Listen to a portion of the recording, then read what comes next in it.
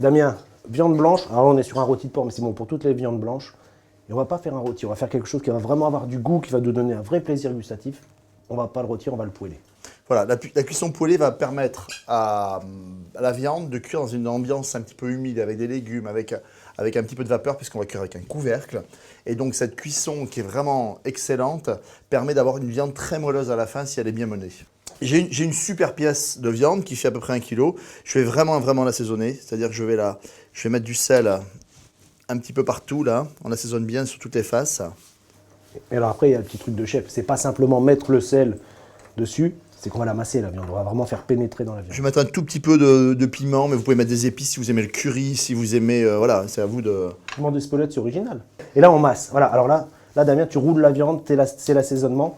Le but, c'est que l'assaisonnement reste vraiment bien plaqué sur la viande. Qui tombe pas dans la cocotte. Parce qu'après, on va la colorer là-dedans. Allez, on y va, on allume, regardez. Maintenant, on va mettre le corps gras, on a démarré la cocotte. Alors, une huile, parce que l'huile, elle va résister à de fortes températures. On met pas de beurre. Là, on va vouloir vraiment colorer. On forme une croûte, on veut quelque chose de bien coloré pour qu'ensuite, ça puisse cuire doucement dans l'enceinte à couvert. Damien, toujours l'huile fumante. Il faut vraiment que ça saisisse très vite et on y va, on met la viande. Damien, la viande colore. Alors là, c'est le moment garniture aromatique. On l'a dit, on va amener de l'humidité, mais pas par de l'eau, par nos légumes qui vont amener et du goût et de l'humidité. On va le cuire à couvert et c'est la vapeur du légume qui va nous rester bien humide pour la viande. Ce que j'aime bien dans un bon poulet, c'est quand tous les légumes sont bien confits à la fin et qu'on va manger la viande avec les légumes autour. C'est vraiment super bon. On est d'accord, on est sur une cuisine de goût, donc on va les servir. On va vraiment les manger avec, ça va prendre toute la saveur. Ce qui est très important dans la garniture aromatique, c'est d'avoir une garniture aromatique adaptée un peu à la taille de la pièce de Et viande. au temps de cuisson. Voilà. On cherche, comme tu dis, une garniture vraiment bien confite. Pas de coloration excessive, pas brûlée, pas crue, donc vraiment on adapte à la pièce. Donc ici, j'ai pas peur parce que là, on va avoir une cuisson qui va durer une petite heure, de couper ça un petit peu en quartier comme ça, un petit peu grossier. Des gros quartiers qu'on va mettre avec la viande. Alors l'oignon, il faut faire attention parce que des fois, si on va un peu vite, il aura tendance à brûler. Il y a du sucre dans l'oignon, il y a du sucre dans la carotte. On va devoir être un peu attentif, c'est chaud, la viande colore. Au moment où on met les légumes, vraiment bien attentif, couvercle, cuisson au four. Alors on y va, on va mettre tous les légumes, on va mettre les carottes, les oignons. On a le droit de mettre du céleri aussi, on a le droit de mettre... Céleri, on peut rajouter aussi tout à l'heure un petit peu de champignons si on veut. Et là on ne le met pas sur la viande, vraiment on met autour de la viande et on les aide à colorer gentiment, sans coloration excessive, parce qu'après on va enfourner. Légumes bien revenus, maintenant on va mettre l'ail. Alors l'ail...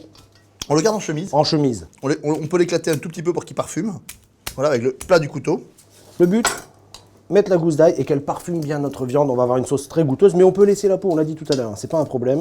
On va mettre un petit peu de thym. Belle branche de thym, Voilà. la petite feuille de laurier et tout simplement couvercle et au four maintenant. Allez, c'est parti. Allez, on est parti sur un four à 160 degrés. On va rester... Ça dépend de vos viandes, mais selon le morceau, ça va être entre 40 et 1h30, ça dépend, voilà. 160 degrés, cuisson douce pour que justement à l'intérieur, pas de coloration excessive, la vapeur qui va baigner gentiment ma viande, qui va lui permettre de cuire tout en restant très moelleuse. 50 minutes de four. Bon, c'est bien là. C'est bien, Là, on est c'est sur un bien bon fondu, résultat. c'est impeccable. Les légumes fondus, on sent. Là, on sent vraiment. Là, il y a du parfum. Alors, on va remettre la cocotte sur le feu. Là, on va légèrement réduire un petit peu ce qui est dedans pour encore concentrer les saveurs. Et après, on va faire la sauce directement dans le récipient de cuisson. Ce qui est intéressant, c'est qu'il y a un tout petit peu de gras de cuisson qui s'est échappé.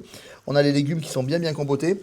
On va mettre un feu un petit peu vif pour essayer que ça réaccroche une dernière légèrement. fois. Ouais. Alors, le gras, c'est important parce que, on l'a dit, c'est un petit peu de gras, mais c'est là-dedans qu'il y a du goût. Il y a vraiment beaucoup de goût. Le goût de la viande est là. Et donc, on va garder le gras pour faire une sauce qui sera légèrement perlée, un tout petit peu grasse, mais vraiment très riche en saveur. On va déglacer. Alors l'opération de déglaçage, là, elle est importante. Alors on déglace au vin blanc, mais aussi on peut déglacer avec du Porto, avec un vermouth, avec ce que vous aimez comme alcool. Ici, le déglaçage, c'est pour redécoller ces sucres qu'on vient de concentrer. Là, vraiment, on ressort les parfums. Et le vin blanc, on le fait cuire. Hein. On va le faire cuire. Toujours, on le fait évaporer. Mais si vous n'avez pas de vin blanc et si vous n'aimez pas l'alcool, par exemple, on peut mettre un jus d'orange, il n'y a aucun problème. Hein. Un jus d'orange, un petit jus de fruits de la passion, on peut être créatif, il n'y a pas de problème. Hein. Le vin blanc, c'est très bien évaporé. On va verser un tout petit peu de... Un petit jus brun. Un petit jus brun, plutôt déjà un petit peu épais. Légèrement lié. Et là, frémissement. Là maintenant, ça devient important. On porte à ébullition et on baisse et on laisse frémir gentiment. Une dizaine de minutes, vraiment, on va avoir du goût. La viande, on la laisse. Et ça va vous faire et la sauce et la fin de cuisson. On veut que ça infuse. Hein. Là, il faut qu'on ressorte. On a concentré depuis tout à l'heure, on a les parfums de la viande, les parfums du légume, on a le gras de la viande qui s'est mélangé. On vient de mettre ce qui va nous servir de sauce, qui est notre petit jus brun. Et là, on va laisser infuser, on va passer tout le goût dans le jus. Quelques petites pommes autour, une petite garniture, et puis on pose ça sur table et on partage en famille. Des pommes de terre au four toutes simples, des pommes de terre sautées, des pommes nouvelles, ça va être superbe.